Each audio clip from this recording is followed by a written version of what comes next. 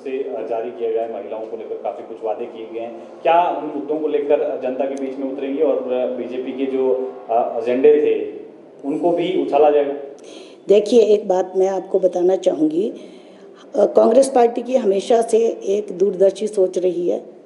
और मैं एक बात कहना चाहती हूँ कि महिलाओं की जब बात होती है, पंचायती राज संस्थाओं में स्वर्गीय राजीव गांधी जी ने 33% आरक्षण दिया था।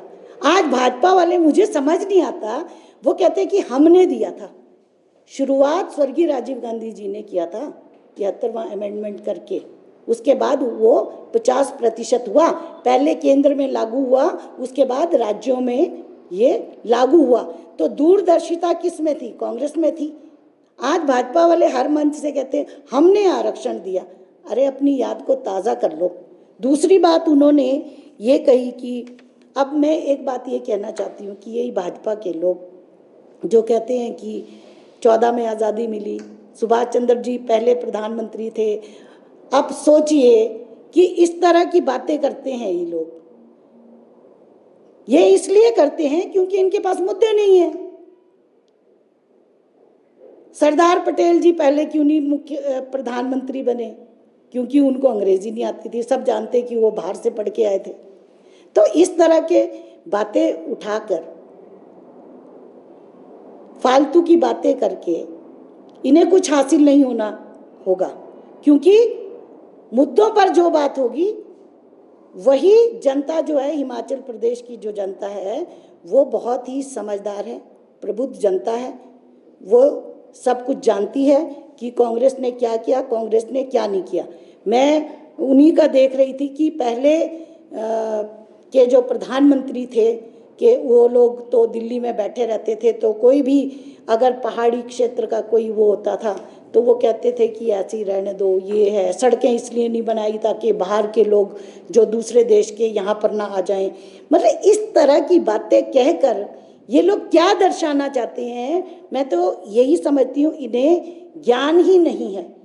मैं इनको इनकी याद को ताज़ा करने के लिए बताना चाहती हूँ कि यही वही कांग्रेस के नेता थे, स्वर्गीय लाल बहादुर शास्त्री जी, स्वर्गीय नेहरू जी, स्वर्गीय इंदिरा गांधी जी, जिन्होंने इस देश की रक्षा की। हमने 62 की लड़ाई लड़ी, 65 की लड़ाई लड़ी, 71 की लड़ाई लड़ी।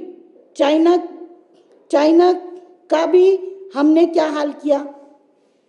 उस समय सुई नहीं बनती थी, हमारे देश की हालत क्या थी। उसके बाद 65 की लड़ाई में पाकिस्तान के क्या हालत हुई, और 71 की लड़ाई में पाकिस्तान के 2 टुकड़े करके एक नया देश बांग्लादेश बना दिया। तो ये हमारे ही नेता थे। और ये कहकर ये केवल हमारे नेताओं का अपमान नहीं कर रहे हैं, ये हमारे जो इन युद्धों में जो हमारे फौजी भाई थे जिन्होंने अपनी शहादत दी है, उनका भी ये अपमान कर रहे हैं कि पहले के प्रधानमंत्रियों ने कुछ नहीं किया।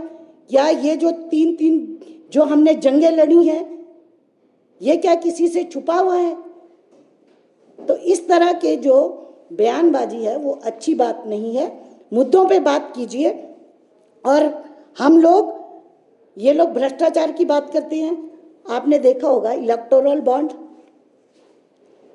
माननीय सुप्रीम कोर्ट ने भी कहा कि ये गैर कानूनी और गैर संवैधानिक है। और मैं इन्हें याद दिला देना चाहती हूँ कि जो हमारी फाइनेंस मिनिस्टर हैं सीतारमण जी, उनके पति ने क्या कहा इलेक्टोरल बॉन्ड को लेकर, जरा उनको भी सुन लो। उन्होंने कहा ये कि भारत का ही नहीं पूरे बल्कि विश्व का सबसे बड़ा स्कैम है। ये हम नहीं कह रहे हैं, कुछ तो होगा तभी तो ये कहा जा रहा है। और ये बातें करते हैं, आप लद्दाख में जाके देखिए ना, ये हमारे नेताओं पे, हमारे पूर्व के प्रधानमंत्रियों पे उंगली उठाते हैं। हम तो हमेशा ये कहते हैं कि जितने भी प्रधानमंत्री रहे होंगे या रहे, वो सब लोग देश हित में ही काम करते हैं। आप उनके ऊपर उंगलियां उठा रहे हैं क्योंकि आपके पास मुद्दे नहीं हैं, आपने काम नहीं किया।